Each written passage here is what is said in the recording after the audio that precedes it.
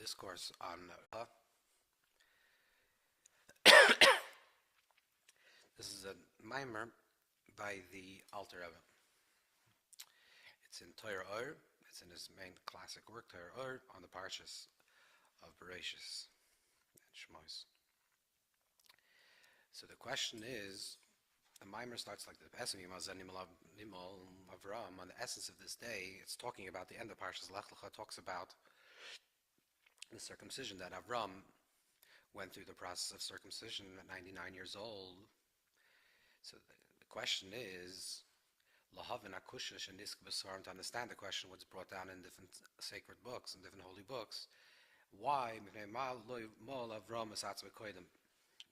Avram perform this particular mitzvah until he was commanded by Hashem to perform the mitzvah milah? Because Chazal tell us, the Gemara says in Yom, the Gemara says in Kedushin, the Gemara says that Avram,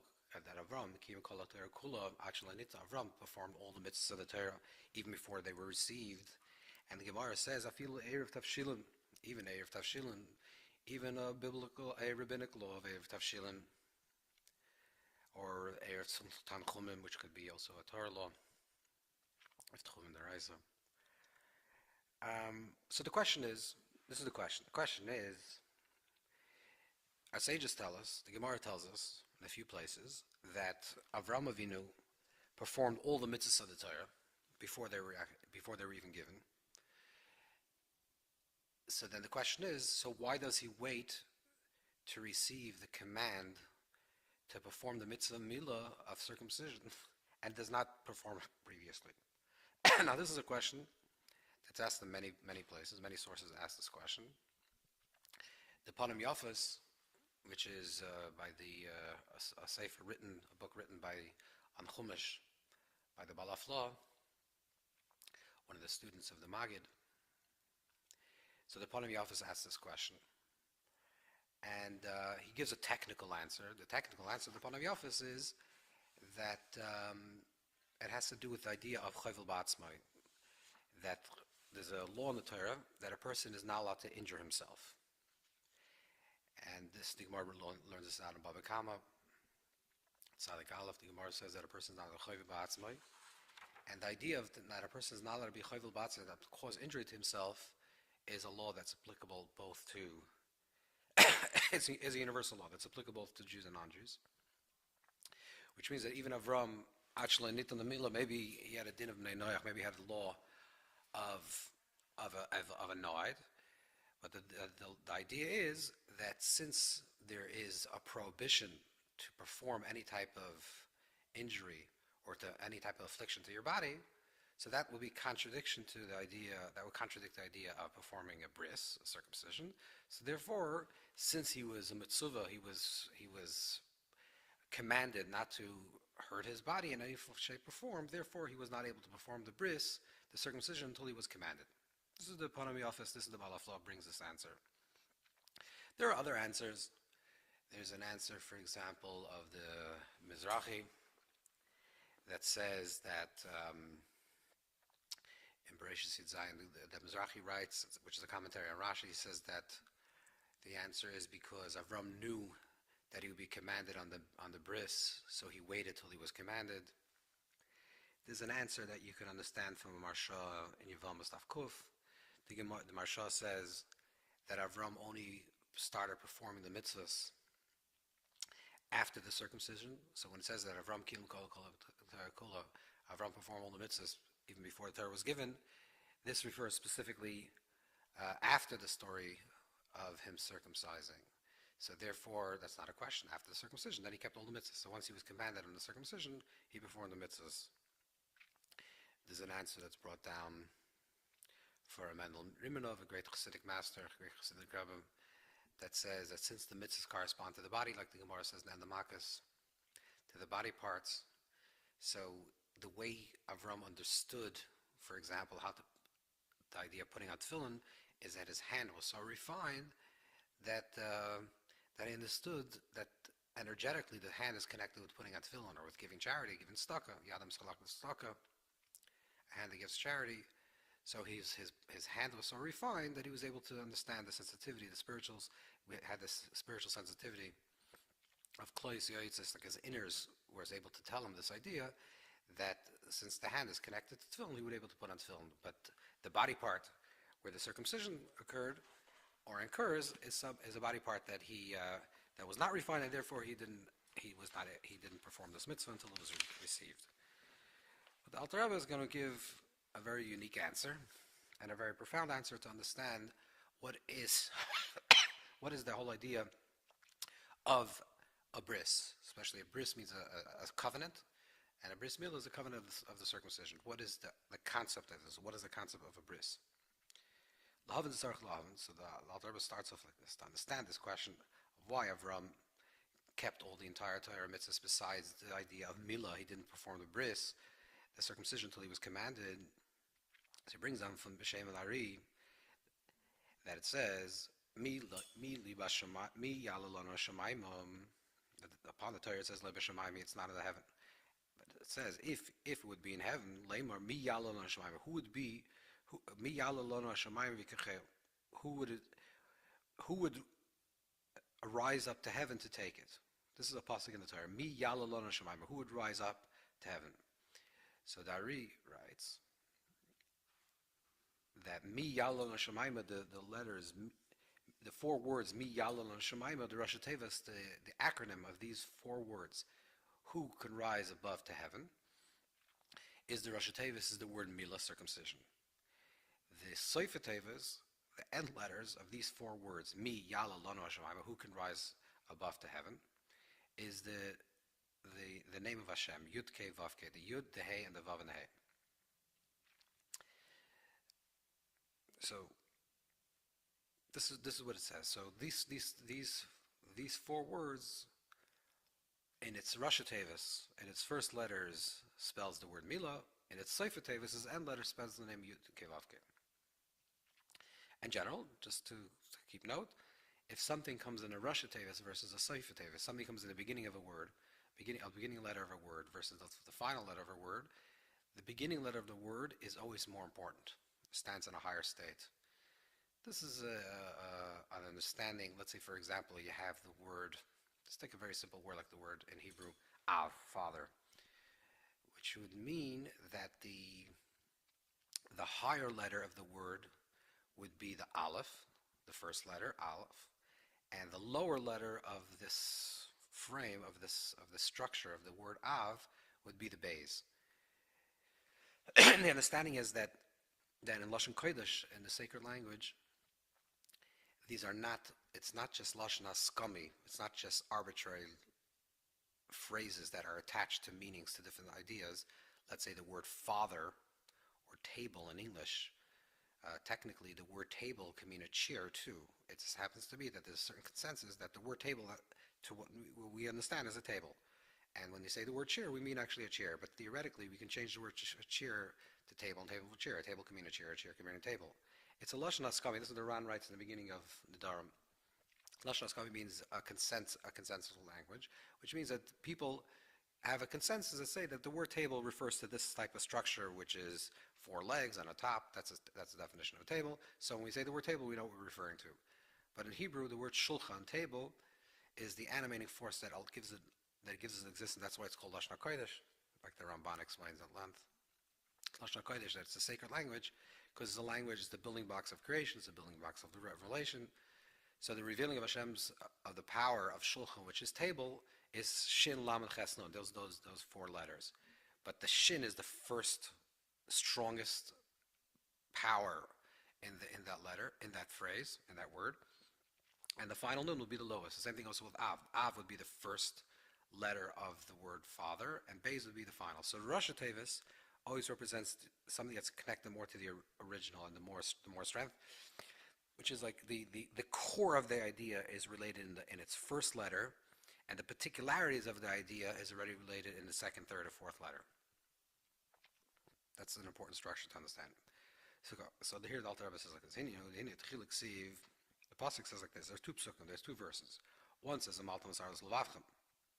One says a person that has to perform a circumcision of their own heart. which means it's part of a person's process of themselves that they have to transform themselves. On the other hand, it says in the pasuk, on the other hand, it says that Hashem will perform a circumcision of a person's heart. So we're talking about the arla, the concealment, not connected specifically to the lower body part, but we're talking about the arla salev, the circumcision of the heart, which means that there's something that's stuck, that our heart is not expanded and not expansive and not revealed. There's a certain level of stuckness. Means that a person has to perform a circumcision of the heart, which means to open up their heart, that the heart should be able to feel and to express itself correctly.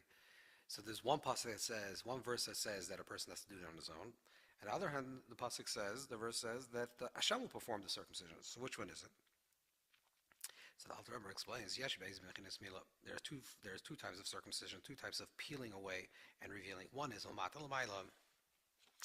and one is below to above, which means that a person has to do it himself. And that's the idea of tshuva. That's the idea of returning to Hashem, to open up their heart to return. That a person is returning to Hashem. And how does a person return to his source? Through the practice of Torah mitzvahs, because the thirst to return, to be connected, that a person is thirsty, then go to the water, which means to quench your thirst, like the Alter Rebbe writes in Tanya, which means that a person has a strong desire to connect and to reveal a deeper connection that they have with HaKadosh Baruch Hu, with the Creator. So how does that manifest? It's manifest through a person that's practicing the Torah mitzvahs, which is the waters of Torah. Therefore, it's dependent on man to reveal his own heart, to express his heart, to peel away the concealments, to peel away all the blockages, anything that's stuck and anything that's not allowing us to truly feel ourselves on a very deep level. However, after the process of redemption, after the process when there's already an ingathering of the exiles, which the idea is that there's no longer any form of alienation inwardly, and therefore there's an expression then outwardly, which is literally the ingathering of Klal Yisrael in the land of Israel. So the pasuk says, the verse says, that I'll bring you to the land and I'll give you goodness. What is good? This is the idea of the milah, the circumcision that occurs from above to below, which means that Hashem himself peels away the concealments of the heart. The first process is that we do it on our own. We do our own unpeeling and circumcising and revealing the inner heart and our connection. And then there's a higher revelation, which is that Hashem gives it to us, gives us this gift of revelation, of deeper revelation. This is what it says, that V'tivcha, and I'll give you goodness. What is goodness? Goodness is the goodness of the future. What is Toiv? It says, when it speaks about Moshe, it says that that his mother and his parents saw that he was good. So Chazal say, the Gemara says in Saita, what does good mean? Good mean that he was mol, he was born circumcised. So goodness represents circumcision. So when it says V'tivcha, then Hashem will give you goodness, means that he'll create a certain type of circumcision on your heart, a higher type of circumcision, an opening of the heart. What is Toiv? What is the idea of Toiv? Toiv is good, but we have a misconception of how we translate the word Toiv. The translation generally of the word Toiv means, the way we colloquially translate it, is the idea that it means good.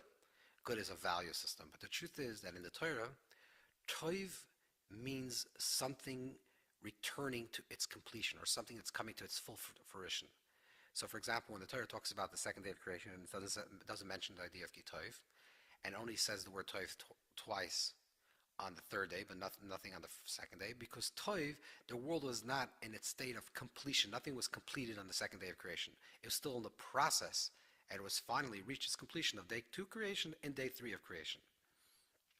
Or when Chazal, for example, tell us in the Antayas, the Gemara says that Chazal established the blessing of Atoiv Meitiv, that when they found the bodies of Beitar, unfortunately, that were killed many years before, they found them still intact, and they were able to bury the bodies, so they established the bracha of Atoiv Meitiv. Good and does goodness. Because what is good? Good is when something is returning back to its original position, or it's reaching its completion. So when the body, al-afar atav, al-afar tashav, you are earth, and you will return to earth. When the body returns to earth and is buried, that's is the idea of toiv. So toiv is a hashlama. Toiv is a completion. So when it says that Moshe Rabbeinu was born toiv, he means he was born complete.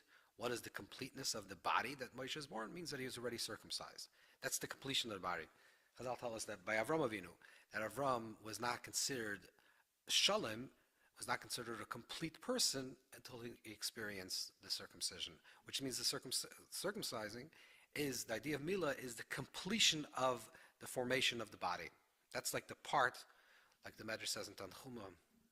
I'm sorry, that's the part in Tazir. That's the part of man participating in creation to create the shleimus, the finality of the creation. So toiv, when the pasuk says that Hashem will give you toiv in the future, toiv means that the world will reach its completion.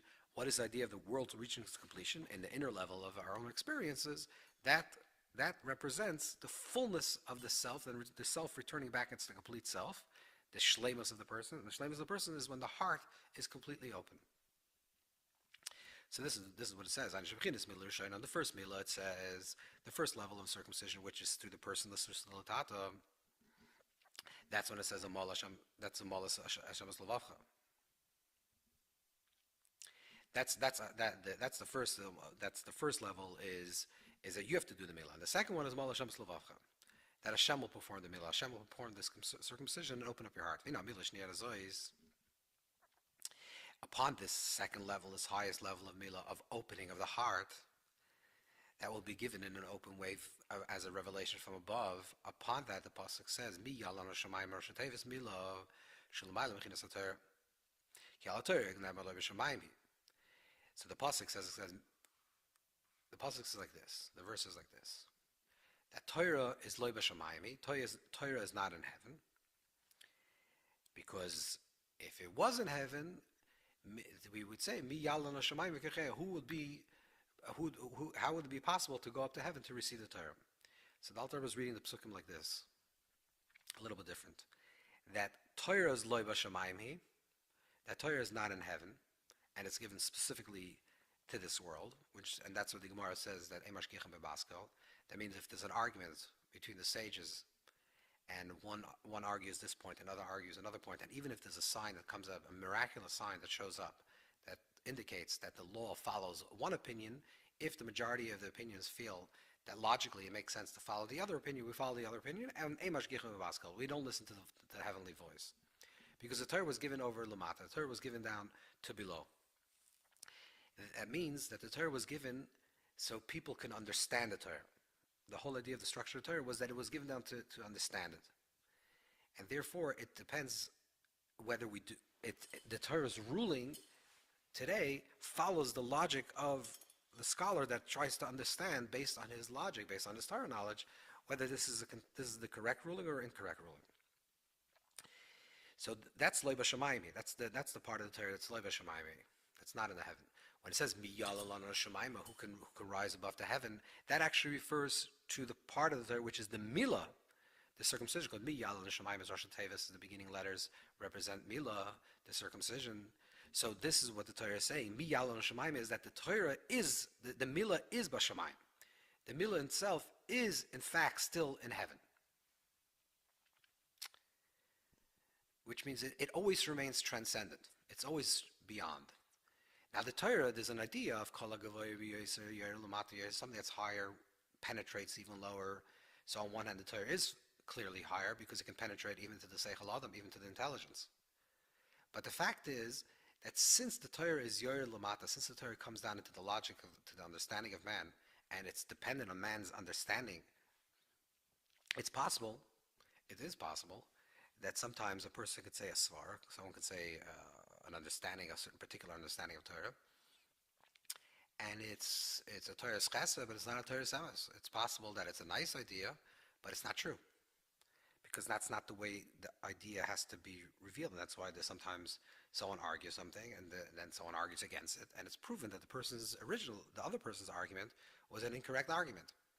So the possibility that the Torah could be revealed in a place where it's murky and where it's there's ambiguity and unclarity, that represents the part of the Torah that although it comes from a very high source, but it enters into a place where it's possible for there to be a lack of clarity in the understanding of Torah. However, the idea of the Milah is always in a state of transcendence. It always remains something that supersedes logic. It's always something that's, and the Alter Rebbe will explain what this is, because the idea of Torah is Torah Hashem. The Torah is called the Torah Hashem. What is Torah Hashem? Kishem Hashem, the name of Hashem, Yud Kei Vav Kei, these four letters. So Yud is Tzimtzum. The letter Yud is a small letter, which represents the idea of Tzimtzum, which means it comes from, the Torah comes from the Ein Sofius, comes from the Ein Sof, comes from the infinite light. Comes from HaKadosh Baruch Hu, the Torah and Hashem are one.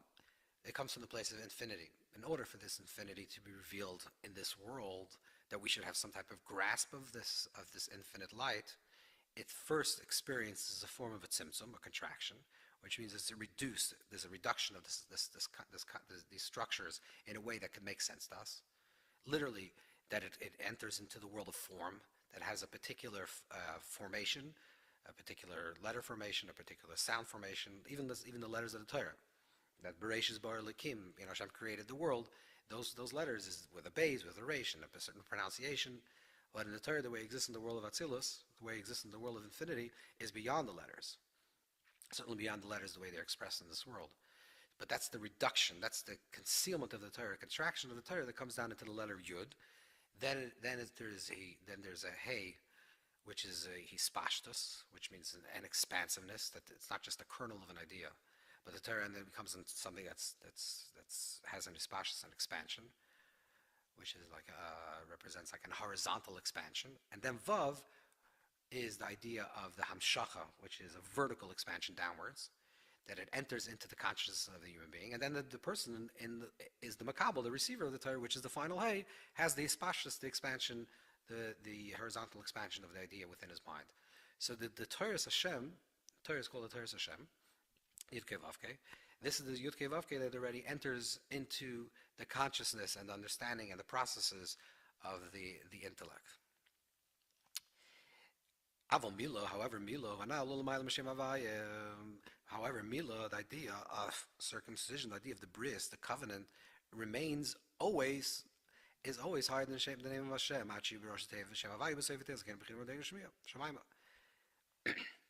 Therefore, Mila, in the phrase of these four words, you have Mem, Yud Lamed Hey, which spells the word Mila in the Rosh Tevis, in the beginning of the letters, which means it's the higher state. That's what it really represents.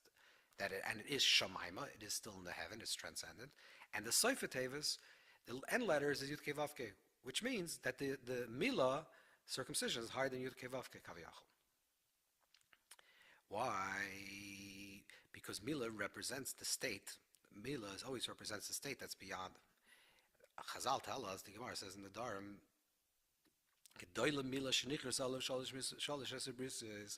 great is Mila, that the Torah actually describes Mila in a way that there's 13 times that it says that we entered into a covenant of circumcision.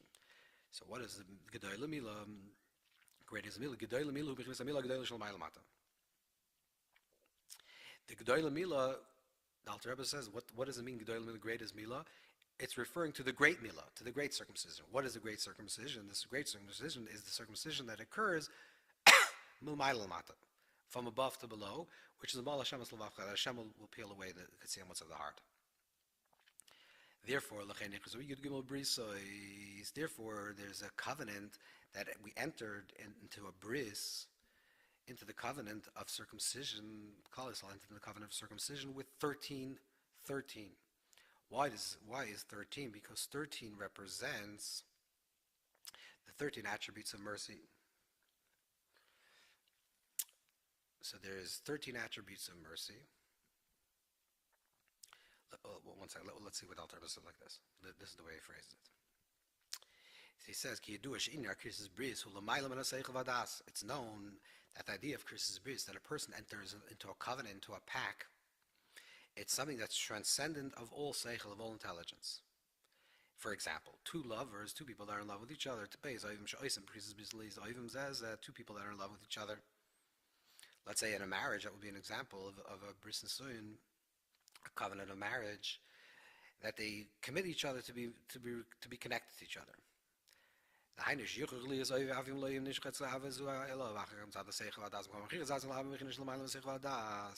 idea of a covenant is like this. Two people make a pact. Let's say two people get married. So two people are married, and let's say assume that they married and they were in a state of love. And because they were in love with each other, they committed to each other that they're gonna live together, and they're gonna enter into a sacred marriage, and they're gonna be committed for life. And when they entered into this covenant, this bris, it was understood that the reason why they want to enter into the covenant is because they feel a connection to each other. But once they entered in the covenant means that the bris, the idea of the bris means that they bind themselves to each other eternally. That it's a relationship that will now become transcendent, whether they're feeling the love or not. Now, we're not talking about, God forbid, in a situation where there's abuse or other things. We're just talking about two people get married, let's say, and they commit to each other, and they're committed to the idea of marriage. Not only committed to it, they're committed to the idea of marriage, of the bris of the marriage, and they say, we're committed to each other. Now we love each other, and hopefully we'll love each other forever. But it's possible. Sometimes you're not feeling it. Maybe you're not feeling it today, or this week, or this month. But you committed yourself to be in this relationship.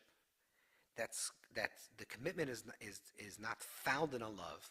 It's not a tluy b'davar. It's not found. It's not related to the idea of love. Yes, it was entered because of love, but the commitment was transcendent of love.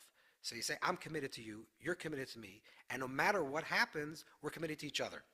Which means, what does no matter what happens means? No matter what happens means, even if I'm not feeling love today. That's what a pact means. That's what a bris means. To enter into a covenant means I'm absolutely connected to you. We're choosing, for whatever reason why we choose, but I'm choosing to enter into a relationship with you, and you're entering a relationship with me, and we're eternally bound to each other. That's really what a bris means. It's transcendent of seichel, of intelligence or feelings. That's what the concept of a bris is. So therefore, what the bris is a revealing of the 13 attributes of mercy,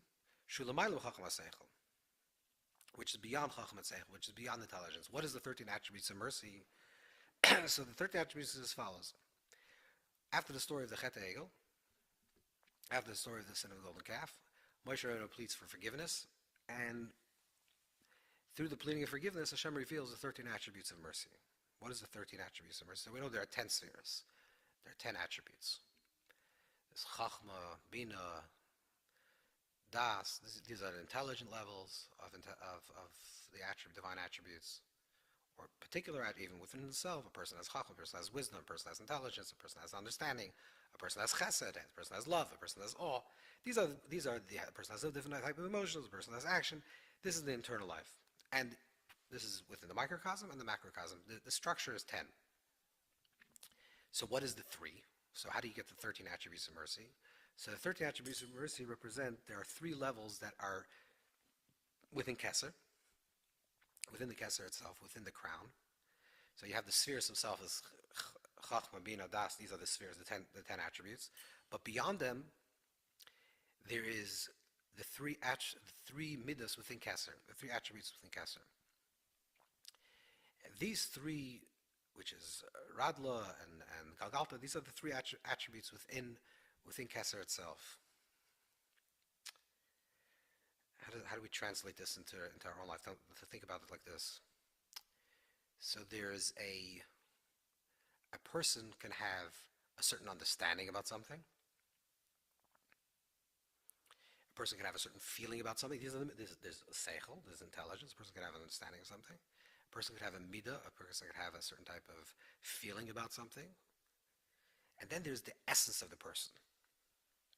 The essence of the person, the kesser of a person, or the keter of the person is the individual's rutzim, the individual person's the will to exist. If you talk about the innate condition of everything that's created, is that it has a will to exist. The will to exist, and then a will to perpetuate, to further its existence. But the most essential will is the will to be, to exist. Even in a very convoluted and a bizarre way, even God forbid,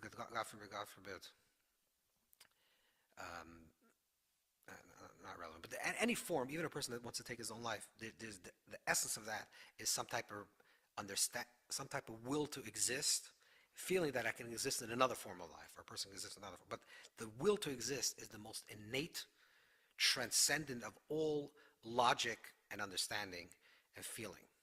This is something that's innate and exists within all of that's prevalent in all of creation. The will to exist. So there is in HaKadosh Baruch Hu Kaviyachol, in the Creator, there is the will to give existence. Existence is the Keser. There is the expression of Chachma, of wisdom, which is the divine expression of wisdom, which would be in this metaphor that we're talking about, would be the Torah. Hashem's revealing the divine wisdom to creation. That Araisim Chachma Nafkas, that the Torah is coming from the place of Chachma, from wisdom. That there's an idea of the wisdom of the Torah, which is the wisdom of HaKadosh Baruch Hu, the wisdom of the Creator. There's the feelings that's being revealed, kaviyachol, as if. There's the feelings that's revealed of the Creator within creation. But then there's something that's even deeper. The will of the Creator to give existence, its will to exist. So that's the transcendent level of logic. This is what Yud Gimel Rachman. This is the 13 attributes of mercy. So therefore, when a person transgresses Torah, God forbid, which was the story of the sin of the golden calf. There was a transgression of the relationship between man and his Creator on the level of the revealing of Yud Kei Vav Kei, on the level of the Chachma, of the wisdom of Hashem, that Klal Yisrael transgressed against the revealed wisdom of HaKadosh Baruch Hu, of the Creator. So what was revealed after the Chet, after the story of the sin of the golden calf, it was revealed given the Sarachim, the 13 attributes of mercy, which is Slomayla in the Torah, which is higher than the Torah. What does it mean that it's higher? It's higher than Chachma. It's higher than wisdom. It's the innate kaviyachol desire of the Creator to give us existence, despite the fact that kaviyachol Hashem doesn't feel connected to us anymore. That He doesn't feel intellectually, obviously and metaphorically speaking, intellectually connected to us. He doesn't feel emotionally connected to us, kaviyachol. So why do we survive? Our survival is because of the revealing of the will of HaKadosh Baruch Hu, the will of the Creator, the Yudim L'Sarachimim, which is the will for our existence to exist, which is transcendent, like we said before, it's transcendent of all logic. So therefore it says, Vayavar, therefore when it speaks about the idea of the revealing of the 13 attributes of mercy, it says, Ad Yavar Hashem, Ad Yavar Am Hashem, which Yavar means the other side, so to speak. Yavar Pirchinish L'mayla M'Shem Hashem. That Yavar means that there's revealing from the other side. What's the other? The other side of Shem Hashem, which means the transcendent level of Shem Hashem.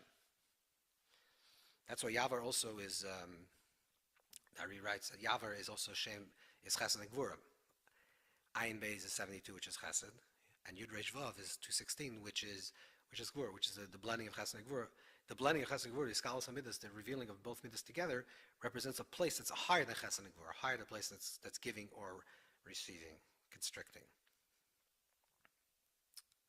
So this is what is being revealed through the Bris. The Bris reveals the connection of the Yigim L'Sarachim and of the 13 attributes of mercy, reveals the essence of the connection that HaKadosh Baruch Hu has with Klal Yisrael. This essence of the connection that Hashem has with us is transcendent of all logic and all feelings And therefore it's ever, and it's permanent, and it's everlasting. And it's beyond something that we can create or decreate. We can construct or destruct, because it's not dependent on us. So this is the reason. This is the reason why Avram was performed all the Torah, and he performed all the mitzvahs, but he didn't perform Milah, because Avram wanted to receive.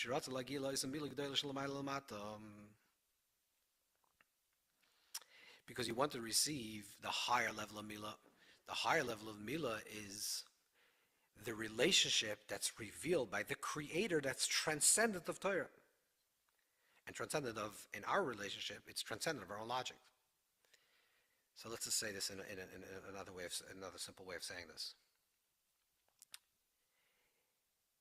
If the idea of Bris is the absoluteness of the relationship where HaKadosh Baruch Hu has with us, and therefore we have with HaKadosh Baruch Hu, the absoluteness of this relationship is in a way that just like we have a will to exist, we have a will to exist in the relationship with HaKadosh Baruch Hu, and HaKadosh Baruch Hu has a will to exist in his relationship with us, and therefore it's an eternal bond that can never be destroyed or destructed.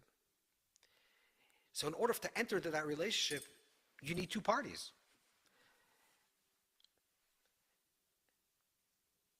It's similar to like just any type of bris. That, let's say a person wants to get married, and you feel, let's say you're a male, and you feel tremendous amount of love to this woman, and you want to marry her. But to marry someone, you need the other person, you need l'daita. You need actually the other person as well to want to marry you. So in order to create a bris, there has to be two committed partners in this relationship to say that we're committed in a way that's transcendent. So that's the simple understanding of this. Because what Avram is saying is, I want to enter into a bris, into a circumcision.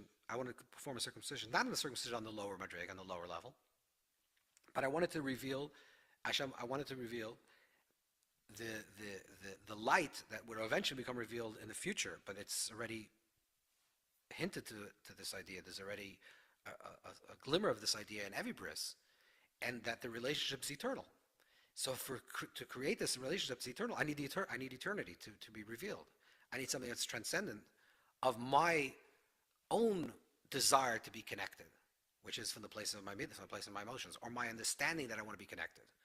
So maybe I feel connected very deeply, but in order to be revealed the highest level of the relationship, which is the essence of the relationship between HaKadosh Baruch Hu and Klal Yisrael, the essence of the relationship, which is the desire to exist, to give us existence, no matter how we act, no matter what we do, this is the way this is why Chazal tell us that Avram Avinu stands on the gates of Gehenna, and anyone that has a bris doesn't allow the person to enter into Gehenna, into the abyss after the afterlife, which means in the interpretation of this idea, it means that when a person has a bris, they're revealing that connection, that despite the fact that the way they live their life, and maybe they lived a life that was not in an open, revealed way, in an emotional level, an intellectual level, in their relationship with HaKadosh Baruch Hu, with the Creator, and they didn't have no spiritual life, but in the essence who they are, they did, because they have a bris. And that's what Avram was waiting for, that type of revelation. So therefore, the pasuk says, on the 8th day, on this day, Avram was circumcised. It doesn't say that Avram performed the circumcision, as it says with regards to Yishmael, as it says in regards to his entire household, which says Vayamal Avram, as Mikdash Gospel, Avram performed the bris on all of them, but by Avram, it says that he was nimel. The bris was performed. He was circumcised, not that he's circumcised. So there's in the bris itself. This is more like the lamlish, the understanding of a bris is that there's the bris. Bris is the act of performing the circumcision, the milah, and then the effect of the bris is that when you perform the circumcision, you now become a nummal, you become circumcised.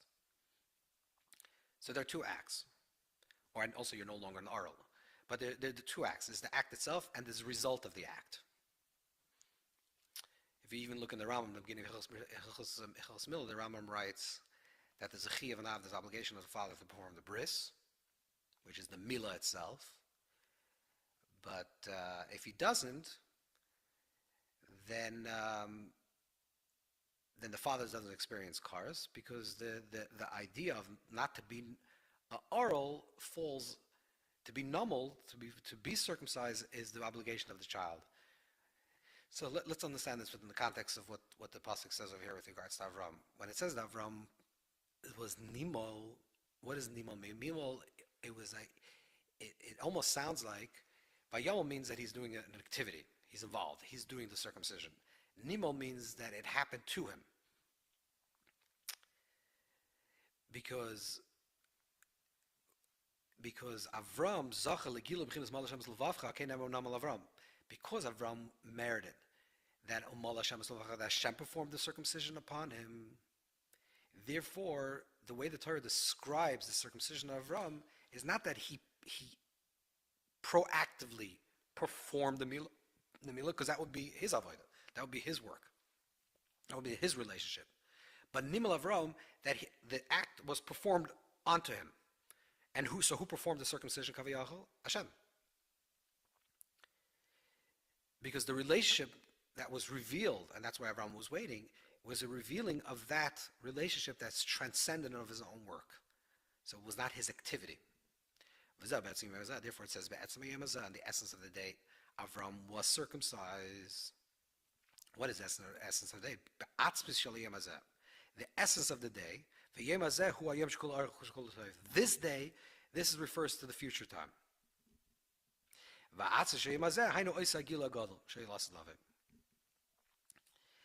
is Alter Rebbe saying is like this. Therefore, it says, the pasuk says, the essence of the day. What's the essence of the day?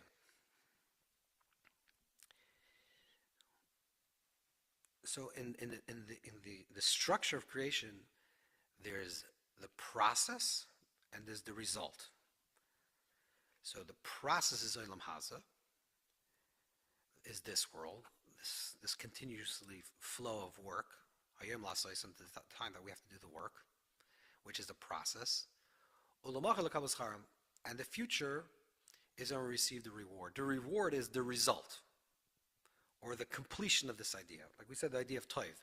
Toiv, matarav tufrashen sefanta, the toiv that's revealed is when the thing reaches its fruition, it reaches its completion. Now, the truth is that on a very deep level, the result, the depth of every process is the result.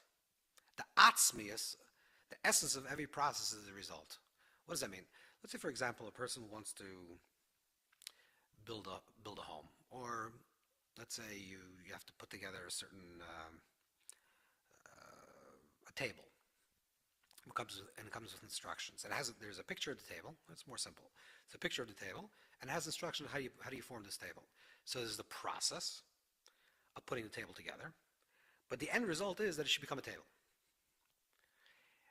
So from a superficial level, if you don't really look at things from a deeper perspective, you're just looking superficially. When you see a person putting together a table, you're saying the person's putting together something. I'm not really sure what that is. I can't see it. And then when it finally turns into the table, you say, okay, it's a table. So the process and the result to the outside observer seems to be two different things. There's a process, and therefore when you see someone putting together a table, you're not really sure what it is until it starts looking like a table. It doesn't look like it's not a table to you. How about for the person that's making the table, that's forming the table? So the person that's creating the table, they have an image, they have the picture in front of them, or they have an image of how the table has to look. So when they're creating the table, which is the process of creating the table, they in the depth of their mind, they see the finality. They see the table. So the panemius to the creator of this table, the internal reality or the intention of the internal reality of the person that's creating the table is in the process. They're seeing the result. Therefore, they're going through the process to get to that result. They see it, and they're creating it based on that result that they're trying to create. This is a very deep understanding about time. I think this is what the Alter Rebbe is saying. That the atzmis of the day, what's the atzmis of the day, the essence of the day? The essence of time, which is time as process, which is this world, the essence of the process, the internal reality of the process is the end result. That's why we're going through the process to get to the end. So from the Creator's perspective, from the Nimel Avram, from the transcendent perspective, the essence of the process is its end result. So therefore, it says in the pasuk, on the essence of the day. What is the essence of the day? In the most internal point of time of the day of the process, which is the revealing of the end, which is the result. That's the time that Avram went through this process of went through the circumcision, which is that there was a revealing to Avram of the Gilui of La'aseh Lavi. That there's a revealing of that end, which means that eventually the world will come to the place of its completion, and that's the toiv that will be revealed, the goodness that will be revealed. That's la'aseh lava. That's the time in the future. So the future is really within the present, within the essence of the present, and the essence of the presence of the process is the future. So what was revealed to Avram at that moment when he was given the mitzvah to perform the milah was revealed the end. What is the end? The tachlis. The tachlis is what is the project to begin with? What is the ratzon, the desire, and the taiva, the creation? There was a certain desire. Hashem says, I have a desire to give existence, because existence will eventually reveal my essence into this world. This idea of Dirib Tachtonim, revealing Hashem's presence in this world. And then we're going through thousands of years of a process to get to that point. And what was revealed, and what is revealed by physically going through a circumcision, certainly with Avram Avinu, what is nimul, when it happened on its own, what was revealed is the end in the process. And what is the end? The revealing of Gidnus Arachim, the 13 attributes of mercy. The end, the intention, the taiva and the ratzon, the desire and the will of why there was a purpose of creation to begin with. And that's the Bris. This is the wonderful, unbelievable idea that a person can enter into a Bris, into a circumcision, into a covenant with HaKadosh Baruch Hu, which is eternal, everlasting, which will be revealed itself in the everlasting of the future. But this now already revealed in the present. And that's the deeper answer of why Avram waited to perform this mitzvah, even though he performed all the other mitzvahs, because it was not enough that he wanted to connect to the name of Hashem, which is the revealing process, the revealing revelation of Hashem's presence in this world, the seichel of Hashem, the intelligence of Hashem, the emotions of Hashem, kaviyachol, the attributes and a certain type of relationship that comes from him. He wanted something that was transcendent of him, that was everlasting, and therefore he created an internal bond, and therefore lachnisu b'ris shel Avraham Avinu. And every time we enter into the covenant, every time a child goes through the process of circumcision, and Isha Milya Dami, and a girl, just by being born, they enter into this internal covenant of HaKadosh Baruch Hu that's eternal, everlasting. And that's the Yisai, that's the foundation of this idea. Have a wonderful week.